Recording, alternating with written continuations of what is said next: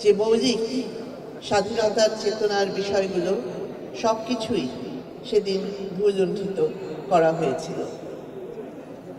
বঙ্গবন্ধু শেখ মুজিব শুধু একজন ব্যক্তি ছিলেন না, তিনি একটি দর্শন, তিনি একটি আদর্শ, যেই দর্শন এবং আদর্শের কোনো মৃত্যু নেই।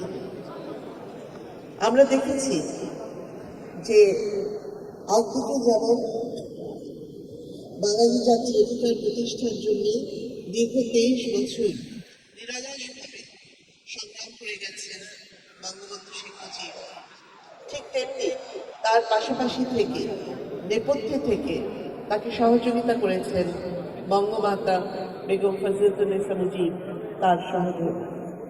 কাজে এই মহিষী নারীরও আমাদের স্বাধীনতা সংগ্রামে যে অমূল্য অবদান রেখে গেছেন, সেটাও জাতি চিরকাল শ্রদ্ধা ভরে স্মরণ করে। জাতির পিতা বঙ্গবন্ধু শেখ মুজিবের জীবনকে আমরা যদি একটু বিশ্লেষণ করি, তাহলে দুটো ভাগে যদি দেখেন, খুবই স্বল্প পরিসরের জীবন তার, এবং তার প্রথম অংশে যে 23 বছর তিনি কেবলমাত্র মানুষের অধিকার প্রতিষ্ঠার জন্যই সংগ্রাম করে গেছেন, জেল জুলুম মামলা হামলা সকল কিছু সহ্য করে গেছেন, কিন্তু অন্যায়ের কাছে কখনো মাথা নত করেননি। বাঙালির অধিকার প্রতিষ্ঠায় তিনি কখনো পিছপা হননি, তিনি কখনো সেখানে কোনো আপোষ করেননি। তার ঐতিহাসিক 7ই মার্চের ভাষণ, সেখানে আমরা দেখেছি তিনি বলছেন যে আমি প্রধানমন্ত্রিত্ব চাই না, আমি বাংলার মানুষের স্বাধীনতা চাই।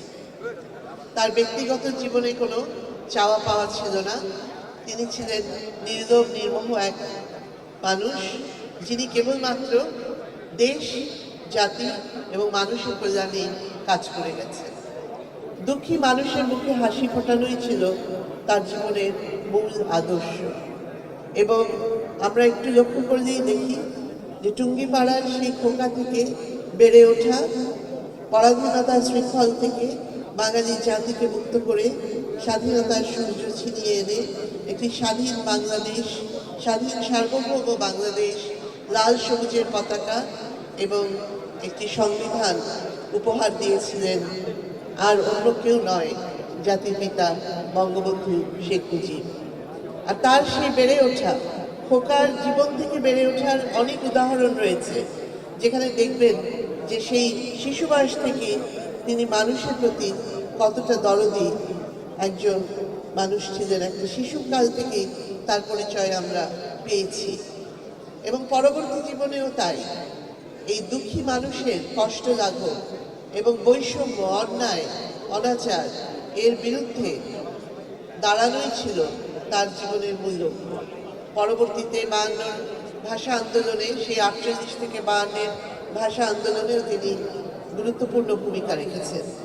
তাকে তখন গ্রেপ্তার করে কারাগারে রাখা হয়েছিল এবং কারাগারে অন্তরীণ থাকার সময়ই 52 এই ভাষা আন্দোলনের পর যখন তাকে মুক্ত করা হয়, তখন তার শারীরিক অবস্থা খুবই দুর্বল হয়ে গিয়েছিল, কেননা তিনি সেই জেলের ভিতরেই তখন অনশন করেছিলেন এবং সেই অনশন করে প্রায় মৃত্যুমুখে পতিত হচ্ছিলেন, এমনই একটি পরিস্থিতি হয়েছিল। সেই সময় তাকে তার পিতা, যখন তিনি মুক্তি পেলেন, তাকে কারাগার থেকে নিয়ে বাড়িতে নিয়ে যান এবং তখন বঙ্গমাতা বেগম ফজিলাতুন্নেসা মুজিব, যাকে তিনি রেণু বলে ডাকতেন, তিনি বঙ্গবন্ধুকে বারবার বলছিলেন যে তোমাকে এই অনশন কে করতে বলেছে, নিজের শরীরের এই পরিস্থিতি তুমি করেছ, আজকে যদি তোমার কিছু হয়ে যেত তাহলে আমাদেরই বা কি হতো, আর দেশের মানুষেরই বা কি হতো। বঙ্গবন্ধু শুধু এটুকুই জবাবে বলেছিলেন যে আমার কোনো উপায় ছিল না। এই যে একজন মানুষ সমগ্র জাতির দায়িত্ব তিনি নিজে নিয়েছেন এবং যা তার করা সঠিক মনে হয়েছে, নিজের জীবনের ঝুঁকি নিয়েও তিনি সেটা করেছেন এবং বলেছেন যে তার আর কোনো উপায় ছিল না। এখান থেকে আমরা তার সেই ব্যক্তিত্বের পরিচয় পাই এবং তারপরে 6 দফা, 69-এর গণ অভ্যুত্থান, 71-এর স্বাধীনতা যুদ্ধ, একাত্তরের সেই 25শে মার্চের কাল রাত্রিতে বঙ্গবন্ধুকে 32 নম্বর ধানমন্ডির বাড়ি থেকে গ্রেপ্তার করা হয়। তিনি চাইলে ওখান থেকে আগেই সরে যেতে পারতেন, কিন্তু তিনি তো তা করেননি। তিনি 25শে মার্চ 32 নম্বরের সেই বাড়িতেই অবস্থান করেছেন এবং সেখান থেকেই তাকে পাক বাহিনী গ্রেফতার করে সেদিন নিয়ে গিয়েছিল এবং দীর্ঘদিন জানা যায়নি যে তাকে কোথায় নিয়ে যাওয়া হয়েছে। এরকম অসংখ্য উদাহরণ রয়েছে তার সাহসিকতা, অদম্য সাহস। আইয়ুব শাহী, ইয়াহিয়া শাহী, রক্তচক্ষু তাকে কখনো দমাতে এমন কুসন্তান কোরআন দেশের জন্য এখন পরামর্শ দিয়ে আপনি দেশ ছেড়ে চলে যান, এই অবস্থা হলো আমার। মনে করি না আমার এই অবস্থা হয়ে আছে যে আমি দেশেরই সন্তান, এই দেশেই থাকবো, দেশের জন্য যে কাজ করি সেটাই করব, এটা যতদিন আমি বেঁচে আছি সেটাই করে যাব। আমাকে বিভিন্ন দেশ থেকে আহ্বান জানাই, আমি কেন এখানে দেশে থাকছেন। আজকেও একটা নতুন দেশ থেকে আহ্বান পেলাম, বলে আমরা সব ব্যবস্থা করে দেবো। এটা আর একটা নতুন দেশ যোগ হলো আছি। কিন্তু আপনি আপনি বাংলাদেশেই থাকতে চান, এবং আমাদের কাছে যেটি মানে আমরা সাংবাদিক হিসেবে আপনাকে প্রশ্ন করতেই হয়, আপনি দেখেছেন যে আপনার প্রতিষ্ঠিত গ্রামীণ ব্যাংকের একটি সংবাদ সম্মেলন হয়েছে, সেই গ্রামীণ ব্যাংকের সংবাদ সম্মেলন থেকে আপনার বিরুদ্ধে যে অভিযোগ করা হয়েছে সেই অভিযোগ মানি লন্ডারিং এর। সেই অভিযোগের ক্ষেত্রে বলা হয়েছে যে আমি সবচেয়ে ডাকু বাংলাদেশে, সবচেয়ে বড় ডাকাত এদেশে, কাজে সেই হিসাবে সবাইকে জানান দেওয়া হচ্ছে, সেই হিসাবে আমি পরিচিত হয়েছি। আমি সবচেয়ে বড় ডাকাত, আমি সবচেয়ে সাংঘাতিক যে দেশের সর্বনাশ করে যাচ্ছি, সেইভাবে পরিচিত হয়েছে।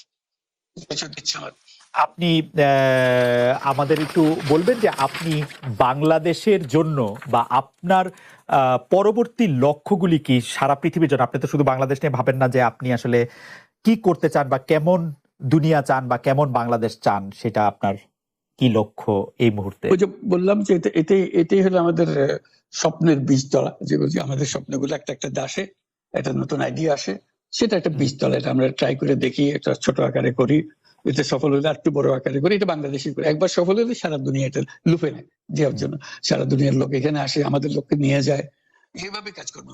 এটা আমরা একটা থাকছি বাংলাদেশে, করছি বাংলাদেশে, কিন্তু সারা দুনিয়ার লক্ষ্য আমাদের দিকে, আমরা কি করছি, কি চিন্তা করছি, কিভাবে এগুলো পরিচালনা করছি। এবং তার মধ্যে ব্যাখ্যা হিসেবে যেটা আমরা বারবার বলছি, আমরা একটা নতুন পৃথিবী গড়তে চাই। সেই পৃথিবী হচ্ছে 3 শূন্যের পৃথিবী।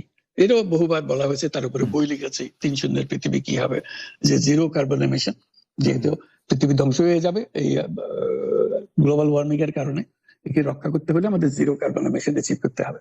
কাজে এটা এমন বিশ্ব আমাদের গড়তে হবে যেটা জিরো কার্বন এমিশনের বিশ্ব হবে। Zero wealth concentration.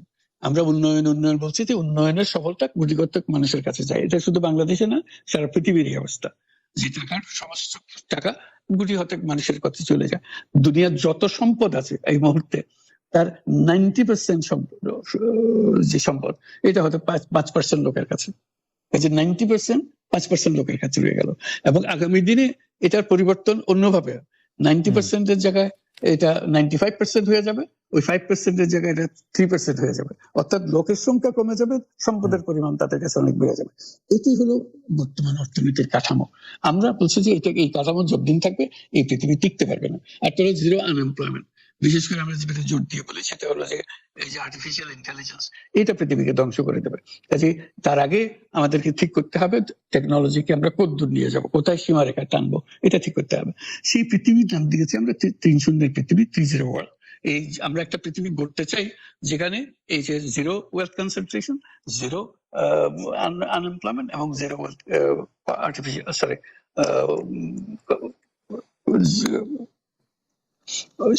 Global warming zero হবে। এই 3টা জিরোর মধ্যে আমরা থাকবো। তো সেটা বিভিন্ন দেশে এটা পর্যালোচনা বৈঠক হচ্ছে, বিভিন্ন বিশ্ববিদ্যালয়ে সেটা নিয়ে আলোচনা হচ্ছে, আমাদেরকে আমন্ত্রণ জানাচ্ছে, আমরা সেগুলো আরো বিশ্বকে বোঝানোর চেষ্টা করছি। এটার বড় নিয়ামক হবে সোশ্যাল বিজনেস। এই সোশ্যাল বিজনেস এর মাধ্যমে এগুলো করা যাবে। সোশ্যাল বিজনেস সঙ্গে আসছে সোশ্যাল বিজনেস, এবং কত জায়গা থেকে কত ভিন্ন ভাবে এগুলো প্রসার করা হবে সেটা আমাদের উপর আমাদের দায়িত্ব হয়। আমরা এগুলো ব্যাখ্যা করি, আমাদেরকে বিভিন্ন বিশ্ববিদ্যালয়ের মারফতে হয়। 107টা বিশ্ববিদ্যালয়ের এখন সোশ্যাল বিজনেস সেন্টার আছে। এটার নাম হলো সাধারণত ইউনুস সোশ্যাল বিজনেস সেন্টার নামে পরিচিত হয়। নিত্য নতুন বিশ্ববিদ্যালয়ের সঙ্গে যুক্ত হচ্ছে। সর্বশেষ যেটা কিছুদিন আগে আমরা পত্রিকায় দিয়েছিলাম যে finance university of Russia, finance university Moscow, তারা বলছে যে আমরা এখানে ইউনুস সোশ্যাল বিজনেস সেন্টার করব এবং আপনাকে একটা দায়িত্ব দেব, একটা ইন্টারন্যাশনাল অ্যাডভাইজারি কমিটি আমাদেরকে বানিয়ে দেবেন এবং আপনি সারাক্ষণ এটা তদারকি করবেন।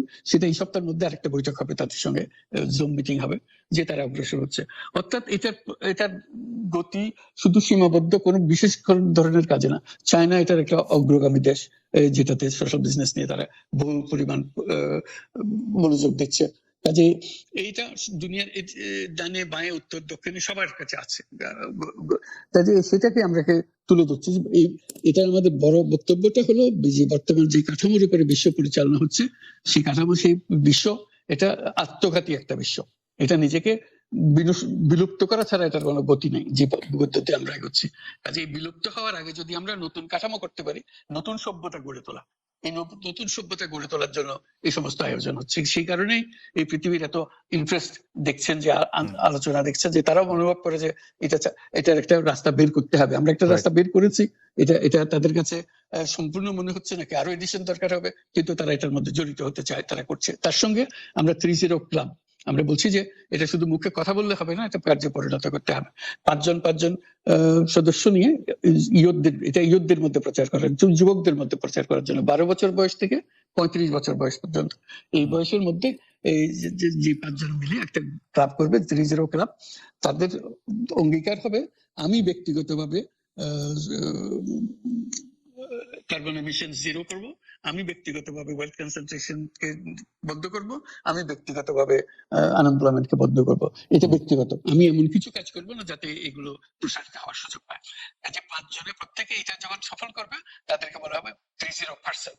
এই 5 জন যদি 30% হতে পারে এবং আরো ক্লাব যদি 30% সৃষ্টি করতে পারে, আমাদের বক্তব্য হলো তাহলে আমরা 30 বিশ্ব গড়তে পারি। কারণ আমরা জিনিসটা সৃষ্টি করছি আমরা নিজেরাই ব্যক্তিগতভাবে।